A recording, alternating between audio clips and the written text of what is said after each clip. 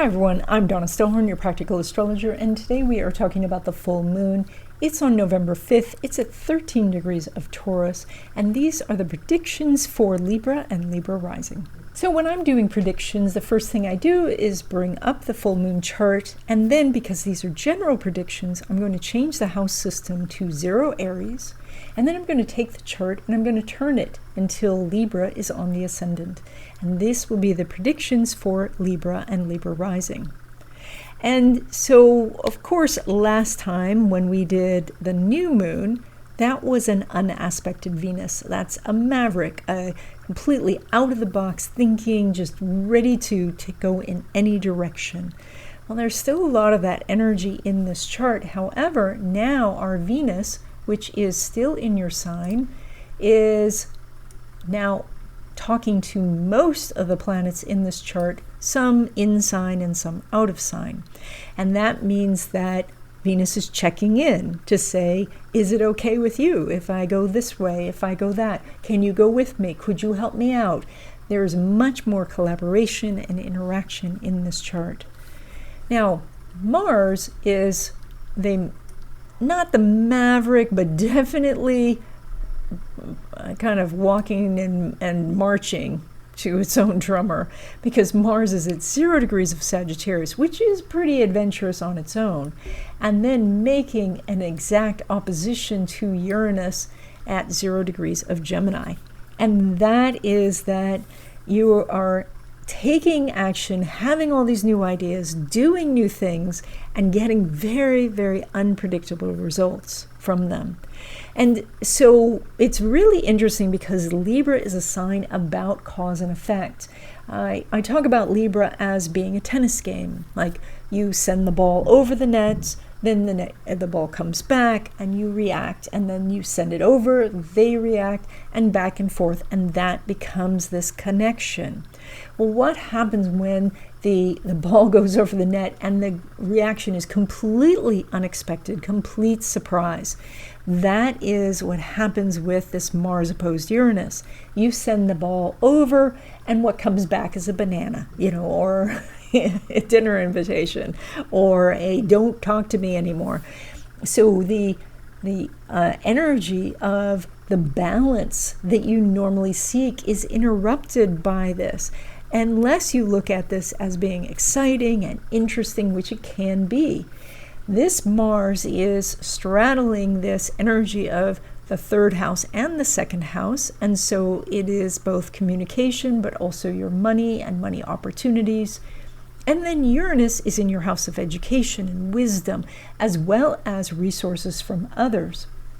So these are the areas of life where you may send that volley over to them and then get some surprising results. And what you want to do then is continue to send more and more requests over the net and see until you get something that you really want. Now, this is a full moon, and it is in the sign of Taurus. And Taurus is an interesting sign for Libra because even though the two signs are inconjunct, that means that they are very incompatible. They are not the same element, they're not the same modality, they're not the same polarity, and so they have really very little in common. They do have one magical thing in common, and that is that they both talk to Venus. And so that is that this full moon, as different as it is, you have a secret connection to. And that then helps you with this full moon in the 8th, which is bringing you resources from others. That means that the seeds you planted over the last 2 weeks, asking people, can you help me with this? Could I get this from you? Anything that even people just offered without you asking now can come in. So this is a time to collect together all of those favors that people were offering, the gifts they were offering, all of this, that can come in during this 2-week period. Another notable thing about this chart is that Neptune and Saturn are now both dropped out of sight below the horizon, and now they are sitting in your house of work and routines. And so this is a longer aspect than the 2 weeks. This is going to go from now to the end of the year and actually into January a bit. And this is about getting a blueprint of what a good daily routine would be for you. And that would include your work and health, etc. So this is taking you back so that perhaps you started some meditation practice, healthy eating, exercising, and then, when it went into Aries a few months ago, everything got off track. Now is the time to put that blueprint back into place. Sometime between now and the end of the year will be ideal. And that then could be something that you carry forward, even though these two are going to pop up over the horizon and bring you lots of relationship opportunities next year. Now, when it comes to love relationships, specifically new love, we are checking to see the relationship between Venus and Uranus.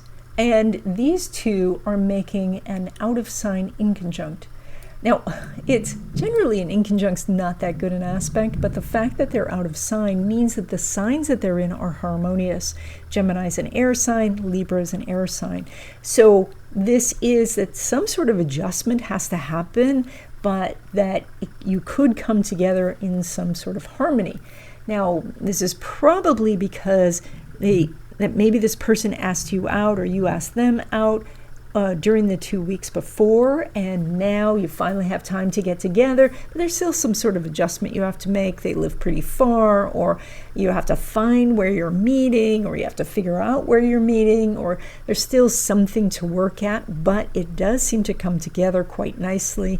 And so this is also a time to go to social events, especially to drop into social events and just go and meet people, and you could be really surprised that you meet someone and make a connection. Now, when it comes to your existing love relationship, the energy that we're looking for is a connection between Venus and Mars, and what we have is an out-of-sign semi-sextile. Semi-sextiles are about dealing with the little things in life, the dishes and the laundry and things like that, but there's a little bit more harmony because it's out of sign, and that means that you can figure out a system that works for the two of you. Maybe you get the dishwasher fixed and now nobody has to do the dishes, or that you find a better place for the laundry basket, and then that your partner hits the laundry basket with more accuracy. So the shifts are the smaller things, and the smaller things then lead to bigger harmony. And this is an opportunity to do so. Now, when it comes to your money, you pull money both from Pluto, which is still prominent in this chart, but Mars is really a superstar, and that is what we're going to talk about here, because Mars at 0 degrees of Sagittarius is the quintessential explorer, looking for new opportunities in a time of full moon when there's a full light, to guide you and light your path. The full moon energy says you probably can't implement any of these ideas yet. They'll need some thought. They'll need some, maybe some help from others, definitely more information. But these will be things you put in your notebook to try as we get to the new moon. Now, this Mars is, of course, directly opposite that Uranus, which means that there are obstacles in the way. And these obstacles are a little surprising, unexpected. That might mean somebody that you thought was fully on board says, nope, I'm not going to help you. Someone you knew was not going to help you now is all in. And that as you explore different options, you might say, I didn't know it would lead this direction. This is a time to just be the explorer and not try to figure out if you're on the right path. The path is going to change. With an astrology reading, you get more information about who you are, your talents and abilities. You get to see what obstacles are ahead, and you can get a game plan for how to get past those obstacles and find success. So if you're interested in having a reading, there's a link in the description. So then when we look at money derived from business or from your investments, we want to consider both the position of of Pluto and Mars. I'm still learning to draw and talk at the same time. And what aspects they're making with Venus. And so we know about that little semi-sextile here between Mars and Venus. It is also making an out of sign square. And because it's out of sign, it means it's actually more harmonious than a normal square. So what you have is someone who you like, but gives you a rush order. And the order is big, and so you want it, and you like them, so you make the extra effort. Or that you find an investment that actually is exactly the amount of money that you were going to invest anyway, and so it works. But you have to take immediate action. That's what the square is. You must take the action, and then you get the extra money. So this is a very strong chart for making more money over the next 2 weeks. And then when it comes to money derived from career, and so that would be a paycheck, we are looking at the relationship between Mars and the Sun or Pluto and the Sun, and we do not have an aspect. However, we do have a hidden aspect. And that is because the Sun is in the sign of Scorpio. And Scorpio is ruled by that Pluto, so we have a hidden connection. That means that you and your boss do have a shared goal. You have something that is that you're both, really gung-ho on this project, or you both have Labrador retrievers, or you have something that you can build on. And from that hidden connection, then that can plant the seeds for outside this 2-week period to give you what you want. It is not so probable that you will get the raise now, but you can plant those good seeds for the future. They're going to be dormant for a little while. This is a full moon time, but comes the spring after the new moon, you could see some real results. I just wanted to jump in really quick to say that my big class on predictions is coming up soon. It's on November 9th. We're going to be talking about the year of the fire horse as well as Western astrology predictions.